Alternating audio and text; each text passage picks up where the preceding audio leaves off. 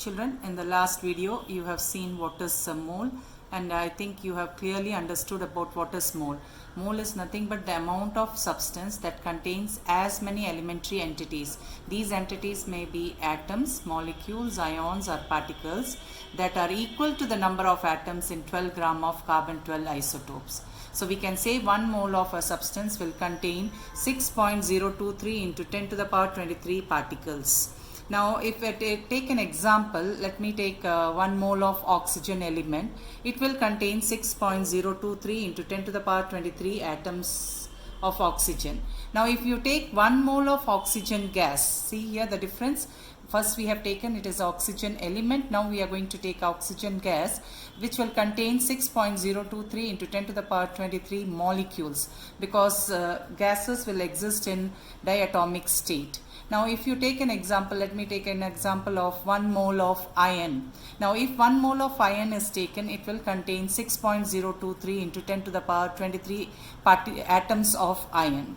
Now when we are talking about gases, the gases we have to measure in volume with the space occupied by 1 mole of any gas is the molar volume, or we can say instead of space it can be defined as volume occupied by 1 mole of any gas is molar volume. And we know that 1 molar volume at STP is nothing but at standard temperature and pressure or same temperature and pressure, will contain 22.4 liters, or it is equal to 22,400 milliliter.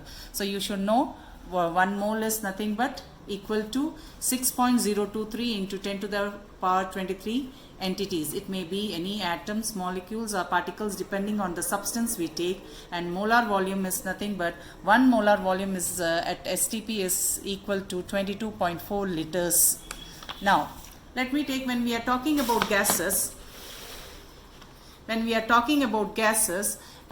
have a law given by Avogadro, another scientist Avogadro, which states that equal volume of all gases under similar condition of temperature and pressure contains equal number of molecules. That means if you are going to take oxygen gas, hydrogen gas, ammonia gas, and all are of equal volumes, the volumes we have taken at the same temperature and pressure, they will all contain equal number of molecules. So we can state that V is directly proportional to number of molecules. So when we increase the number of that is the volume of the gas, naturally the number of molecules also will increase. So now let me explain with an example. Consider 3 liters of oxygen gas, 5 liters of carbon dioxide gas, 6 liters of hydrogen gas. Among these 3, which will have the highest number of molecules? Just think about the Avogadro's law, children. It states that equal volume of all gases and the same temperature and pressure will contain equal number of molecules. So therefore, as the volume increases, the number of molecules also increases. So naturally 6 liters of hydrogen gas will have the highest number of molecules, whereas 3 liters of oxygen gas will have the lowest number of molecules. I think you would have understood about what is Avogadro's law. Now we have some applications of Avogadro's law where it is used. Let me say first one is it explains the Gay-Lussac's law. The Gay-Lussac's law you will be studying in the next chapter, children. Now it helps to determine the atomicity of a gas. That atomicity is nothing but the number of atoms present in one molecule of that gas. It derives the formula for the gases. It gives the molecular formula. Using the Avogadro's hypothesis, we can derive the molecular formula of a gas.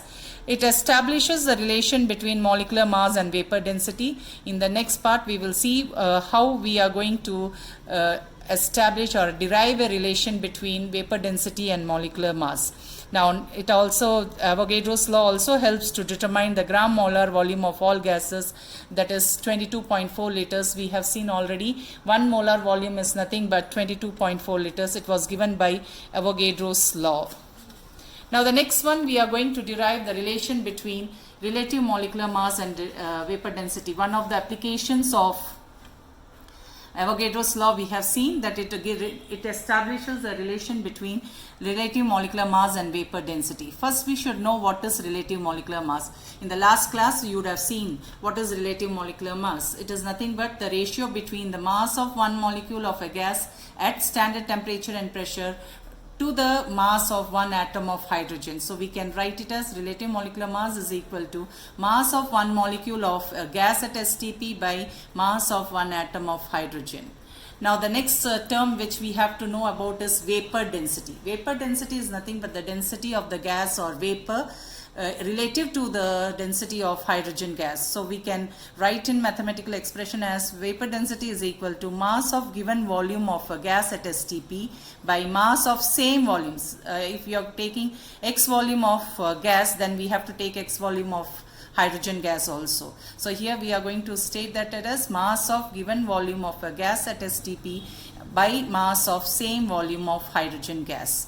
Now we know according to Avogadro's law, volume is equal to the number of molecules. So here we can write the vapor density as mass of n molecules. Instead of given volume or the same volume, we can write n molecules of gas at STP by mass of n molecules of hydrogen, because Avogadro's law states that equal volume of gases at STP will contain equal number of molecules. Now cancelling the n, we are getting it as vapor density is equal to mass of one molecule of gas at STP by mass of one molecule of hydrogen gas. Next, we know that hydrogen is a diatomic molecule. Since it is a gas, we know gases exist in diatomic state. So instead of writing it as one molecule, we can write two atoms. So vapor density formula becomes vapor density is equal to mass of one molecule of gas at STP by mass of two atoms of hydrogen. Instead of one molecule of hydrogen, we are going to write two atoms because hydrogen is a diatomic molecule. Next part, we are going to take this 2 out and we are going to write it as vapor density is equal to mass of one molecule of gas at STP by 2 into mass of one atom of hydrogen. Now already we have seen what is relative molecular mass. Mass of one molecule of gas at STP by mass of one atom of hydrogen. Apply that here. The same thing, mass of one molecule of gas at STP by mass of one atom of hydrogen. So vapor density is equal to relative molecular mass by 2, or in other words we can say relative molecular mass is equal to 2 into vapor density. So we have derived an expression for between relative molecular mass and vapor density using Avogadro's law. This is a very important derivation, children. You must learn it thoroughly.